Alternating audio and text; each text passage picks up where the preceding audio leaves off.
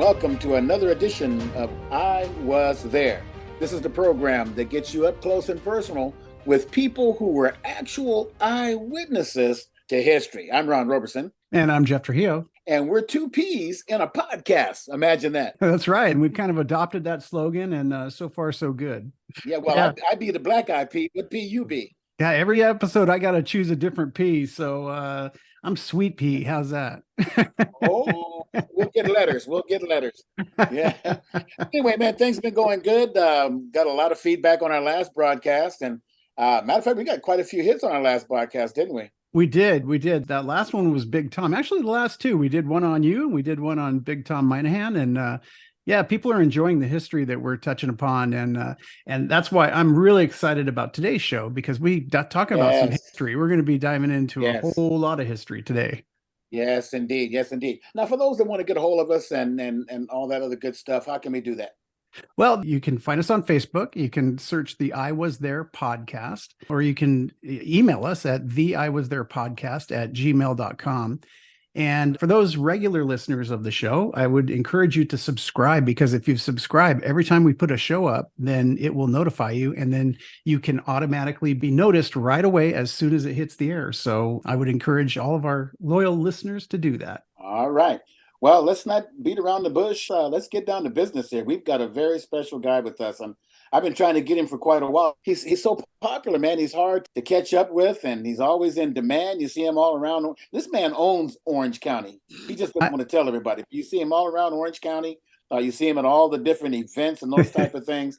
And you're really in for a treat tonight. I tell you, I looked up Bobby McDonald, who's our guest tonight, and I looked up his resume. And if I even start to dive into that resume, this show's going to be over by the time I get to the end of it, because talk about some credentials, man. I mean, we'll let him kind of touch upon maybe the 3 or 4 things that he thinks is most important. But literally, it's a couple pages of honors, and I'm really honored to have him on the show. He's old enough for right now, so all of that, and he's good looking too. He's one of our better looking guests, wouldn't you think? Yeah. Well, you know, we've had some good looking ones, but he's definitely hitting the bar there. Yeah. He's keeping up the good looking tradition that we have on this show. Yes. But anyway, why don't we just go ahead and let Bobby tell us just a little brief something about himself before we dive into what we want to talk about today. And just how, I know he's president of the Orange County Black Chamber of Commerce, among other things. But Bobby, if you would, just go ahead and tell us a little bit about yourself. Well, before I get started, let me say thank you for this opportunity. I mean, not only do I get an opportunity, just go for it, okay? Because I was there, and I've been there too. It's an honor and a privilege to be here, and I really, really appreciate Ron trying to chase me down to get me to be involved, and I made the commitment to be here today, and I'm glad. Let me go back a little bit. I'm an LA native. I joined the United States Navy in 1965, September 20th, 1965, to be close to it. And I came from a long line of military people. My dad and my 4 uncles were Buffalo soldiers during World War II. And I had an aunt that my Aunt Virginia was one of the first Black nurses in the United States Army as an officer, thanks to Mary McLeod Bethune and Eleanor Roosevelt. And because I had all those ground pounders in my life, I decided I did not want to be a ground pounder. So I was attending LA Harbor College right after graduation from Washington High School in LA. And I went to LA Harbor College for a year and majored in dominoes and bid whist up in Seahawks Center, which really didn't, the only people that wanted my grades, I didn't flunk out, but I didn't do well, all right, which was good news. So the only people who would take my credits and would add it for me to grow up a little bit more was the United States Navy, because like I said, I didn't want to be a ground pounder. But a little bit of history. The day that I joined the Navy, I used to work on the Jack in the Box on Manchester and Hoover in Los Angeles. I went into the Naval Recruiting Station, and the recruiter asked me, he says, we're looking for Marines. How would you like to be a Marine? And I said, I don't want to be a ground pounder. So I went in and took the test. I came out, and the Marine Corps recruiter was on the phone, and he hung it up and he started laughing. And I said, what's so funny? And he says, you know how I wanted you to be a Marine? And I said, yes, sir. He says, down there on Central and Century, there was a Marine Corps station that was a little trailer. And he said they just turned it over and burnt it. That was the day the watch riot started, August 11th, 1965. Wow. So anyway, so here comes September. I wind up going to the down to San Diego, did my little boot camp, came out, and I was real happy. And as when I got home, I got my orders, and they said I was going to China Lake, and I'm going, oh man, I'm going overseas. How little did I know that I was going to Ridgecrest, China Lake, the middle of the desert in California. All the training station. It was a naval ordnance test station. I mean, this was secret stuff. I mean, they had fences out there with roads, and the road would stop, and there was a fence. Okay, but you could see tire marks going the other way, so you knew that. So anyway, so I joined the Navy to see the world, and I thought it was bigger than California. So I'm in the middle of the desert, and so for about a couple of weeks, I hung around there. The next thing you know, I'm on a plane from China Lake to some real cozy, small, fancy island. It was called San Clemente Island. Okay, so I'm in Orange County again. Okay, I'm between Orange County and San Diego, San Clemente Island. And San Clemente Island housed 500, I used to say it was rocks, goats, and naval personnel that was stationed there. And my job at which was a pretty doggone good job, but I learned because now I was in the crash crew. I was learning to be a firefighter for aircrafts. I mean, so I learned all the new jets, the F4s, the A4s, the A3s, all those different makes and models I had to learn. And we'd be out there testing, and then we were part of the new fire trucks that they had that carried foam. That stuff smelled. Oh, I bet. Oh yeah, it smelled. But it did the job, okay, because it put the fire out. So my job, my first 6-8 months there was to put out fires on aircraft and just play that in front of, or during your watch, in front of the control tower, just watch the planes come in, touch and go. The Marines and the Navy aircraft would come in and they would do what was called carrier qualifications. They'd come in and do a touch and go. They'd come in, touch in a certain place, boom, gear up, and take off again. It was our job out at the fire station, plus also underneath the tower, was to be there just in case something happened, and then alarm would go off, but they call it a bingo, and then you scramble, automatically. My job the second time around, second 8 months, I wound up not only being part of the crash crew, but my job was to take the ejection seat pins and put them in ejection seats while the guys are putting the fire out. If something happened, my job was to go straight to the pilot. Don't worry about the fire. Get to the pilot, put the pins in, because if the pilot pulls the pin, okay. So I learned how to do that. I reference this because when I finally got to Vietnam, I got aboard the USS Tripoli, which was the first aircraft carrier built strictly for helicopters, and 5,000 Marines and 5 squadrons helicopters and 500 sailors. So, but we were really part of the forward base with the battalion landing teams and the special landing team forces, because we were from Da Nang to DMZ, and we're 2 miles offshore. We weren't like to New Jersey, 40,000 miles away, lobbing those big shells. We were right there. In fact, actually, they fired at us sometimes when we were up near the DMZ. Wow. But my job then was still to be a fireman, but I was on the crew to launch and land helicopters. Now, my first day on the ship, not even 24 hours later, got to wake up in the morning, the ship is steaming, and everybody's scrambling. We go to general quarters, and we're all steaming. We're heading to the USS Forrestal. Forrestal had caught fire. The ship that McCain was on. Yeah. Oh. Yeah. But with the rocket, there was a little wiring tap or something was going on. Boom. So we had to go rescue the Forrestal. Wow. And we right there in Da Nang at the time. Okay, we had half the crew was in Da Nang for a beer party, hot beer, right? And we're on the way to trip. We got three-quarters of the way there. Then they made us turn around and come back because the other ships were there. Well, we came back because we had to get our guy. So anyway, that got interesting. There's a couple other things there, but bottom line, I'll fast forward. I came back, and then they needed me to go back one more time. So we went back the second time. And that was interesting too. The second time we pulled into Japan because something was wrong with some of the helicopters. We had to take them to Okinawa to get them fixed. So we put them all on our ship, take them to Okinawa, stopped in Japan, and was coming back home. But anyway, bottom line is there was this little small dinky ship on the other side. So we got the dock, one ship on one side, and the other ship, the big carrier, was on one side. And there's this little dinky ship that was, if you can imagine a minesweeper with antennas. That's the best way I can describe it. So we had dropped the helicopters off. We're in Japan. We're heading back home because we got back home in January.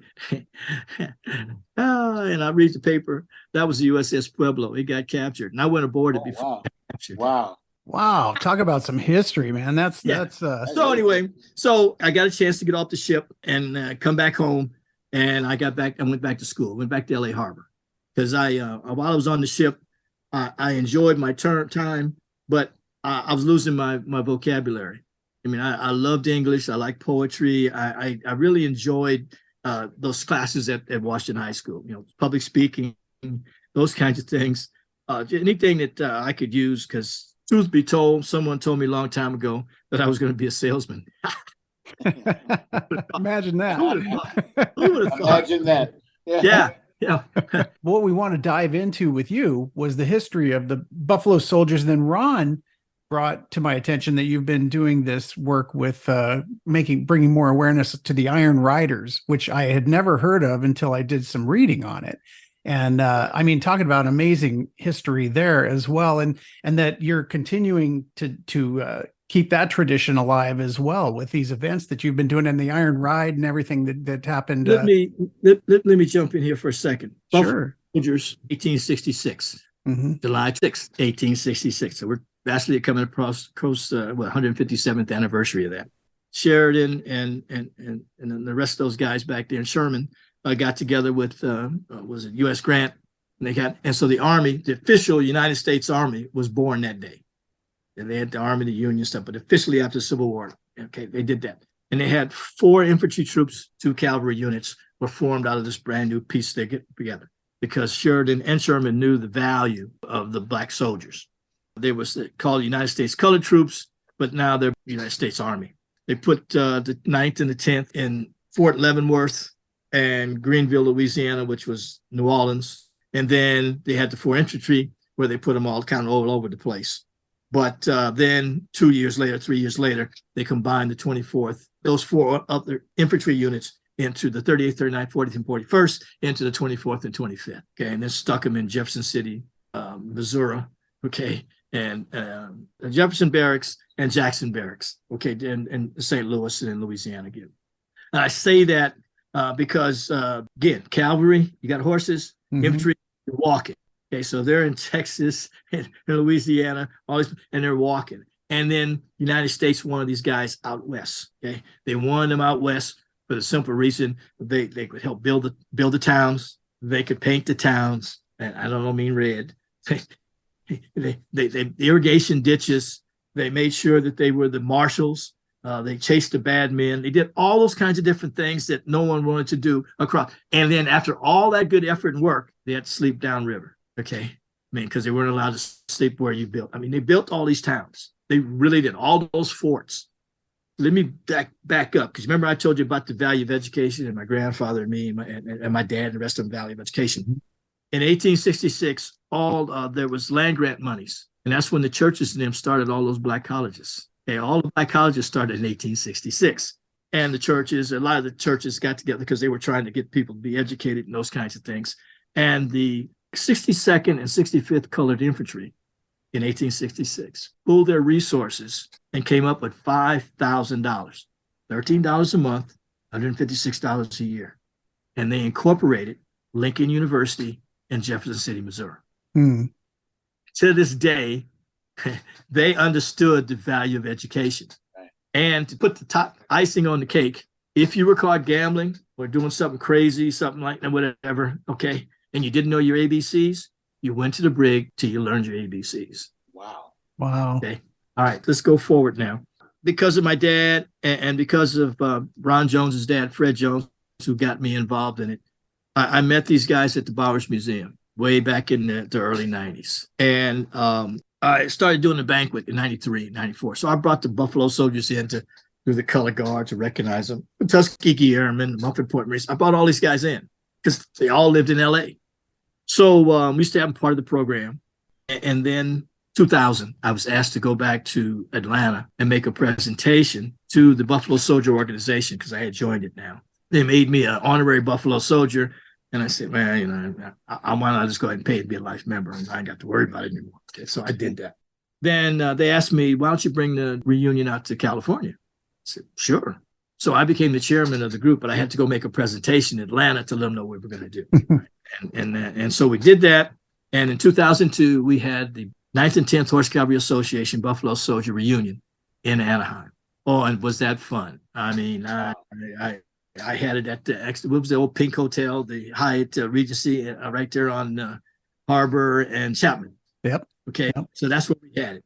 And boy, I tell you, that was fun. We had over 200 people come in, and this was a little different because we had at least 10 guys over 90. Wow. Yeah. Well, going back, just so the audience understands. So as you mentioned, the Buffalo Soldiers' main duty was to support the nation's expansion westward, right? And then that was after the Civil War. But then when we talk about Buffalo Soldiers, you're talking about Buffalo Soldiers at that time that served in World War I, because the regiments continued, right? So there was World War I, World War II, from what I read, and then Korea. But through the decades, from what I read, I mean, they served during the Indian Wars, the Philippine-American War, the Spanish-American War. I mean, they fought in all these wars. And so by the time you got to that reunion, you were dealing with probably what, the World War I, World War II Korea guys? More Korean. Okay. Korean and because my dad was in Korea. Gotcha. My dad in World War II and was in Korea in 45. And then he's over picked up the 24th Infantry in Japan and went over to the 24th Infantry over to Korea. I'm going to jump to your thing here in a second, but there was a significant moment in the reunion. We sent a group of guys down to on a bus trip to Camp Lockett down in San Diego, and they came back in, and I was pretty proud of it. I went home a couple weeks later, and I went home to Daddy, and I said, Dad, guess what? We had a prisoner of war camp in San Diego, and his face dropped. All right, now I'm about 50 some odd years old now, and his face dropped. Okay, and when there's and Ron will tell you this, at least in black families, facial features can tell you the temperature of what's going to happen. Okay, it's not body language. The face will tell you what's going to happen with the body, right? And so I kind of gave him a cross and said, "Hey, Dad, hold on, what did I do wrong?" He said, I mean, he was boiling. We had a prisoner of war camp at Camp Claiborne, Louisiana. I never heard that. Never heard that. Wow. I mean, he's hot, because when his face went, I was a whooping or going to bed with no dinner or a combination thereof. No, I'm too old for this. Well, we had a prisoner of war camp, and the German prisoners could go off the base anytime they wanted to, but the black soldiers couldn't. I mean, now I know about all those little beatings I got and all those general principle stuff, because all that stuff. I mean, can you imagine? I'm 50 some odd years old. I'm just now hearing these stories. Right. Scary. So now, this puts a different perspective on it. Yeah. Okay. Now I'm really understanding what happens. So that gets me deeper into why I want to do this, deeper into hearing what these guys have done. And the reason why they're called Buffalo Soldiers, because the Indians, Native Americans, revered the buffalo. And their hair and they knew that when a buffalo, you put him in a corner, he's come and get you. He's come out, and that's what they did with the black soldiers. The lowest desertion rate came from the black soldiers. I mean, there's nowhere to go. But you're getting $13 a month, $156 a year, and you're taking care of family. That really started generational wealth. It really did. Yeah. Because let me fast forward to another story. So.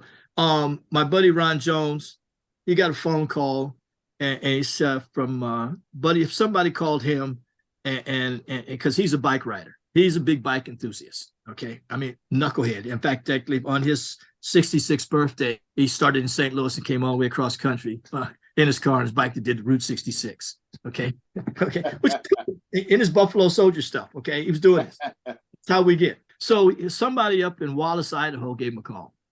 The Chamber of Commerce gave him a call, and then he gave me a call and say, "Bobby, these guys up there, the Buffalo Soldiers were there in Idaho." Well, yeah, okay, really. So we decided to go up there. We took a trip just to go up there. Well, we went up because they were opening up the Hiawatha trails in that whole area where the trains were. They now open up for bike trails. They made bike trails out of all of. So we went up to do the Hiawatha. So we started talking about doing bicycle stuff. So we got involved in getting the uniforms and the bicycles, and we wound up getting some replica bikes made, all that kind of stuff from what we saw from the Iron Riders from the pictures. So we get up there, and oh man, the history. There was a big burn up there, the big fire. That was 1910. They had a big fire up there. And the Buffalo Soldiers from Fort Missoula in Montana came all the way up there on trains to help put the fires out. Saved those towns, Moulin, Avery, Kellogg, and Wallace. Saved them all. Wow. Now, a little bit before then, remember I told you they were marshals and stuff? Teddy Roosevelt sent the 25th Infantry up there to be martial law because they shot, because the mining strikes were going on and they killed the governor. So the Buffalo Soldiers were a part of their lives there. No, I never knew that. I read that they were part of establishing the national parks. They actually worked. Well, but that's in California. California, right. That's in California, and there's so many little dots here I can connect for you. That's going to be crazy. So anyway, there were 3 black graduates of the military academy. Actually 4. Henry Ocean Flipper, who I represented when I first got involved with the Buffalo Soldiers, because he was the first black graduate of the military academy. Mm-hmm. Second was Alexander, and then Colonel Charles Young. Colonel Charles Young, or Captain Young, was stationed at the Presidio. And so he's the one that took the 24th Infantry, the 9th Cavalry and stuff. And when I said, when you go up to Visalia and you turn right, you're coming up from south to north, you turn right, that road at the end of Visalia, there's a road called, it's at 3 Rivers. Mm-hmm. That road there all the way up into Kings Canyon and stuff was all built by the Buffalo Soldiers. Oh, wow. Okay, all built by the Buffalo Soldiers. They then made those guys. Colonel Young now became the first California superintendent of parks and the first national parks guy. Wow. So the Army had him. And that was all out of the Presidio. Hold that thought, okay? Because I need you to ask me a little later on who gave up the command for that day, for the change of command for Colonel Young. Okay, hold that thought. Anyway, and there's a lot of other things that the Buffalo Soldiers did in California. But anyway, be that as it may. So we're coming back from Wallace. We again stop back by into Missoula, and I'm taking notes, and I'm looking at the little display they have in there. And I get back, and I'm one of those kinds of guys that if it's got a 5 or a 0 in it, I'm going to go after it. As long as I got a couple of years to do it, 5 or 0. So guess what? This was the 125th anniversary of the 25th Infantry being part of the greatest United States Army cycling experiment of 1897. 97, 24, 23. Oh, wow. That's 22. Hey, that's what, 125? I love it. So I've been working on this project since November 2019. This is the Iron Riders project you're talking about. Oh, yeah. We're talking about the Iron Riders now. Okay. And by the way, you should know that on his first command, Pershing was at top at Fort Assiniboine in northern Montana. Okay. Lieutenant Moss, who was last in his class at the military academy. So they shipped him out west. But he got here and he was a bike enthusiast back in New York, and the bicycles were the big thing. He talked his commander into letting him get a ride. And so he went to back east, and he talked to the Spalding people, and the Spalding people gave him some bikes on loan. They didn't buy them, on loan. So they did, they found 8 guys there at the 25th Infantry, and he got them to ride and go to McDonald Peak. And they went to Yosemite. They patrolled Yellowstone for a while on the bicycles. They came back, and on June 14th, on the Army birthday, in 1897, they took off on this 41-day, 1,900 miles, covering 5 states, which was Montana, Wyoming, South Dakota, Alaska, and then Missouri. And they were trying to average 50 miles a day, and they used railroad tracks as best they can. Now, keep in mind, when you're talking about railroad tracks, they're not like we talked today, where you had the gravel, they're all even. There was holes in the middle. Okay. And then when they going through, they had this, they call it gumbo mud, because there was so much other stuff and gunk in there. They used to have to ride on the side. It snowed. I mean, you're going across the Rockies. Wow. And they were heading to St. Louis? Yeah, heading to St. Louis. Yeah. One of the kids, the son of the newspaper guy, got a chance to ride along with him. He rode his own bike, and he wrote stories every day. So we have that captured that. And we had a gentleman that went the full 41 days in 1,900 miles. I mean, I set it up, got him, found Eric Cedeno, bicycle nomad. He had already done the Underground Railroad twice from New Orleans all the way up to Niagara and a few other places. So I got him involved, and we went up. In fact, you'll be able to see, hopefully, Black History Month, February this year, you'll get to see the documentary that we're working on right now. Oh, nice. Not so much about the ride, but about the celebration of all the things that happened into different places that the ride brought. Yeah. I mean, 125 years ago. And I mean, the town came in and got involved. We helped with Juneteenth. We helped with, we had a theater. I mean, we had a little film festival. We had the VFW, all that. Now, let me back up a second. The 25th Infantry did all that. When they got to St. Louis, it was over. Everybody, it was a big thing. It was all in the newspapers and stuff. And Lieutenant Moss gave the bikes back to Spaulding. They came back by train, and he had talked the commander into maybe doing another ride from Missoula to Presidio.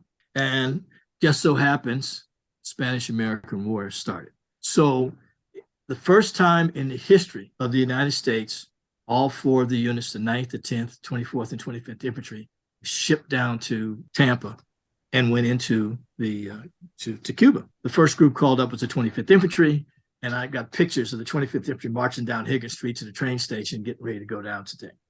So they're down there. And what's really been cool is taking pieces of history, then added more pieces to history, then added more pieces to history. We were talking about the VFW. The VFW started in the Spanish-American War. Ah, that's the tie-in then. Yeah, that's the tie-in. Okay, it's the tie-in. Now, things happen in World War, and that's, guess what? Now you've got Pershing and Moss with the black troops together in Cuba. And later on, they were with the black units because Wilson didn't send the black units. The Wilson kept the black units here because he was scared that the Germans and the Italians, whatever, they were going to come up through Mexico, the United States. So that's why they kept the black troops down there, Fort Huachuca, and on the bases and stuff in Louisiana and all those areas down there. They ended up guarding the border, right? Yeah. Well, it's San Diego, right? Yeah. World War I. But they did send the National Guard over. You know, you hear about Harlem Hellfighters, but guess who was in charge of them? Pershing and Lieutenant Moss. Lieutenant Moss came out with the name, the Buffalo Unit. That's why they were called that, okay? They come back, and they all of this, and I ask you to keep something in your mind, okay? Lieutenant Moss had the 9th Cavalry and the 24th Infantry here at Presidio. When Colonel Young came in, Moss changed the command and gave it to Captain Young. Okay, that's it. Well, that was it. Yeah, so, I mean, I'm watching all these little pieces, okay? The 14th is the Army birthday. It's also Flag Day. Yep. Well, guess who did all the writing and did all the information and stuff and all the history books and stuff and wrote it all down on how to use the flag and stuff? Lieutenant Moss. Now, it gets really squirrely here because he was way before my mom, but Lieutenant Moss was born in Lafayette, Louisiana. So my mother was. So anyway, we're in the middle of doing the end of this 125th anniversary ride, which we will do and highlight it on the 28th of July at the Buffalo Soldier National Museum in Houston. This is the documentary that you're talking about. So the ride was documentary is coming after that, but the 5th anniversary ends. The celebration should end on the 14th. Gotcha. That'd be, but we're going to do it at the Buffalo Soldier. Reunion is going to be at Houston this year. So I have set up, thanks to the Black Chamber Education Fund and the Greater Los Angeles Area Chapter. Oh, did I tell you I'm the president of the association here, chapter here? I didn't tell you that? Oh, okay. Anyway, so we have taken upon ourselves to revamp a part of the museum. And now we have a whole section that will be updated with just the Iron Rider stuff. Oh, I didn't mention the Rose Parade, did I? Okay, so we're in the Rose Parade this year. It was the first bicycle unit ever to be in a Tournament of Roses Parade in the history. Wow. So it's another first for the Buffalo Soldiers. So a bandana and some of this stuff I had is going to go in the museum with this in there, with the picture and all this kind of stuff that we did. Yeah. Other than that, man, ain't nothing happening. Okay. And the last and final thing, if I may, because I'm probably almost up to my limit here, and you guys need to go get a coffee break or something. But this is, what I'm talking about, zeros and fives. Uh-huh. This is the 75th anniversary of President Truman signing Executive Order 9981 to desegregate the services in 1948. Wow. Wow. I see it. So we got that going on too. But 9981. Now here comes the fun, really, because I got too much time in my hands. Another historical piece. If you take 9981 and flip it, it becomes 1866. Oh, when they started. I can't pull nothing, Jeff. Can't pull nothing over on you, Jeff. I mean, you can't make that up. Yeah. So, Bobby, I read that Truman signed that in 1948, and then the last unit I heard was decommissioned in 1951. So that would be in the middle of Korea. So there was a Buffalo Soldier unit in Korea, right? And that was the last, last one, right? Well, I mean, it's like anything else. It takes time for people to finally get used to. Yeah. You're supposed to do right, but although I have to admit, the Marines probably started out faster. Marines desegregated real fast. One of those generals went after Guadalcanal and Saipan. The generals said, everybody is 100%. Okay, we're 4x4. I mean, we're not playing this game anymore. Boom, he got it. Stop and think what Truman did. You're coming off president, is getting ready to get Eisenhower. You're coming out of a war. I mean, that's heavy duty stuff. Yep. And he made that commitment. The country still wasn't ready for it yet. Now, I do know there was still some units. The 24th Infantry, some of those black guys got together and they put them in with the U.S. Rangers when they kicked butt. I mean, I got stories about they kicked butt. Okay. And again, my dad was part of the 24th, right? And again, it's just, I'm happy that I've surrounded myself with maybe 2 or 3 people that are historians. I'm not bad myself, but I double check and triple check everything. I can make a mistake every now and then. Right. So, Bobby, with the writers and with, is there still Buffalo Soldier organizations that recognize that? So what's going on and how do people get involved if they want to continue the legacy of the Buffalo Soldiers and the memory of them and the writers and everything? I would think that the Buffalo Soldier National Museum out of Houston, because one of the guys, and I say that because one of the guys, we have organizations throughout the country. Go to the 9th and 10th Horse Cavalry Association website. You can see where all the chapters are across the country. But sometimes people are looking for people and they can't find anything, so they call it a museum. Here in California, I read that they actually also constructed the first trail all the way up to Mount Whitney. So when they were working I haven't verified that. I do know that in Kings Canyon, in that area, Sequoias, I do know that. I do know that when Colonel Young, when he was time for him to move on, change of command, his troops wanted to name one of those Sequoias after. And he said, no, his hero was Booker T. Washington. So they named that tree after Booker T. Washington. But when they decided to name the tree after Colonel Young, I was there. Oh, nice. Birthday cake and all. So I was there. So, in fact, Sheldon Johnson still wears the uniform as a ranger up there. Mm-hmm. All right. So it's meeting all these people that are carrying on the tradition as we preserve, promote, and perpetuate the history of the Buffalo Soldiers. That's awesome. And it's so important to maintain that history and to let others know. I didn't know a lot. I mean, of course, my knowledge of the Buffalo Soldier is from the Bob Marley song, right? I mean, everybody knows that song, and I did, in reading about this, that song is about the Buffalo Soldiers, that he wrote it in tribute to them. And so, in reading it, it's such an amazing history. And then the Iron Riders on top of it, just the fact that they rode from Montana to St. Louis and they were the first to do it. And it's incredible. You know what it's like to have the Smithsonian call you and interview you about the Iron Riders? Do you have an idea what it's like to have Apple News call and interview, or have these different places all over the place, countries come in and interview you? Do you know what it's like to be interviewed by I Was There? I mean, this was, I mean, to have to have the Smithsonian and Apple News guys call you and say, you guys were, your story was one of the top 5 stories for 3 days in a row. The radio stations, the TV stations, American Legion came out and filmed the ride. Okay. At 5:40 in the morning in Missoula, Montana, there was over 40 people, and five or six of us Iron Riders in uniform. The rest were just regular people in the neighborhood, the community. And we rode from Fort Missoula, Montana, all the way downtown, 5.5 miles. But the path is there. It's labeled. And I'm just sitting there, wow, I'm part of this. And we left at 5:40 in the morning. And the Army at that time had a bugle call to the horses. And they changed it a little bit and had called to the bikes. And I had a member of the Missoula City Band, aka 25th Infantry Tribute Band, played for us as we left at 5:40. I mean, the whole community came out. That's the purpose of the pretty much the doc, getting the people that recite. How did it affect them? How did you? I mean, from Juneteenth, it was Colonel Granger's coming up. Colonel Granger and the Buffalo Soldiers, the soldiers came into Corpus Christi. They got up to Houston. And the horsemen came up, the cavalry guys came up and handed him General Order Number 3. And he read it in front of the town. That's how Juneteenth came up. Yeah. So there we didn't have the horses. So you know what I did? I had the Major Taylor Bike Group. It's a big group that rides bike. Major Taylor was a big bicycle riders back in the old days. It was black.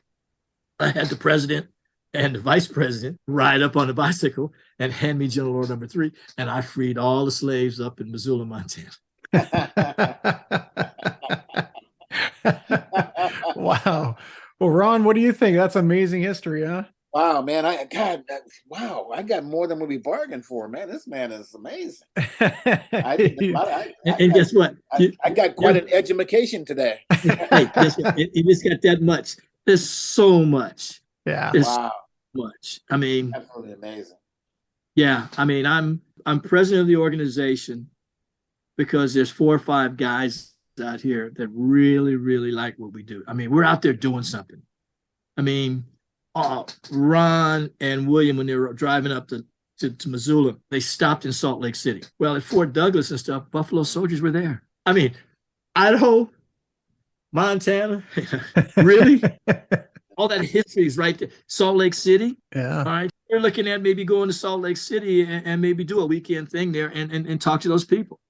Yeah. I mean, there's so much out here that nobody knows about. I mean, I fell into this. My partner, Ron Jones, and my Buffalo Soldier buddy, he told me the other day, he says, you know, Bobby, we talked about the Iron Rise and stuff, but he said, you took it to a whole nother level. Oh, and one other thing is it's all the way back to the White House. Okay. This is huge. Wow. Did I do my time wisely? I'm okay. You did.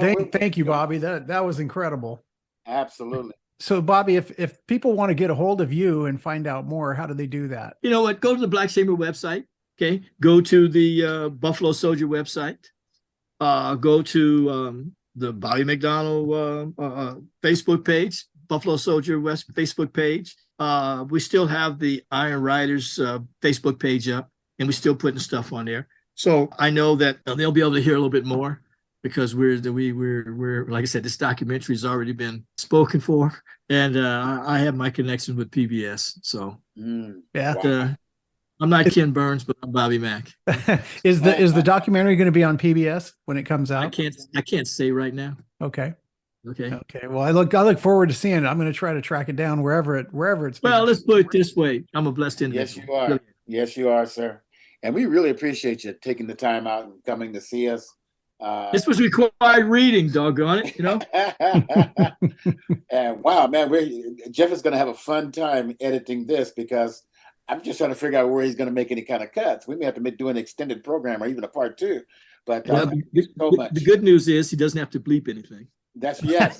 You kept it clean. Yes. And then also Bobby, for being with us. I'm going to get to you our complimentary I Was There coffee mug.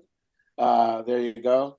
And you can tell your friends. I know the one you were just drinking out of. Thank you. No. I was there. Right. Okay. Right. And we've got more.